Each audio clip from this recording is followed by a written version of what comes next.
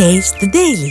வங்கதேசத்தில் இந்துக்கள் மீதான தாக்குதலை கண்டித்து இந்து அமைப்பினர் தமிழகம் முழுவதும் பல பகுதிகளில் போராட்டம் நடத்தினர்.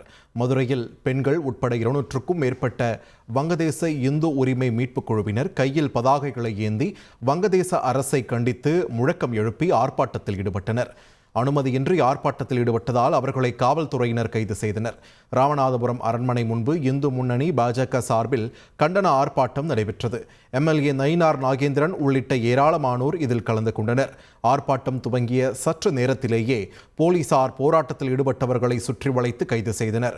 கோவை சிவானந்தா காலனி பகுதியில் வங்கதேச இந்து உரிமை மீட்பு போராட்டம் நடைபெற்றது.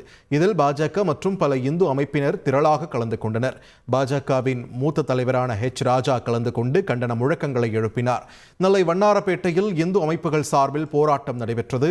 ஆர்ப்பாட்டத்திற்கு அனுமதி மறுக்கப்பட்டிருந்த நிலையில் போராட வந்தவர்களை போலீசார் விரட்டி கைது செய்தனர். அவர்கள் தேவாலயம் வடிவிலான நூற்றாண்டு மண்டபத்தில் அடைக்க அழைத்து செல்லப்பட்ட நிலையில் அங்கு அடைக்க எதிர்ப்பு தெரிவித்து மண்டபத்தின் வாசலில் போராட்டத்தில் ஈடுபட்டனர். இதனால் அப்பகுதியில் பெரும் பரபரப்பு ஏற்பட்டது. தொடர்ந்து நெல்லை மாநகர காவல்துறை துணை ஆணையாளர் விஜயகுமார் பேச்சுவார்த்தை நடத்தி அருகில் இருந்த மண்டபங்களில் ஆர்ப்பாட்டக்காரர்கள் அடைக்கப்பட்டனர்.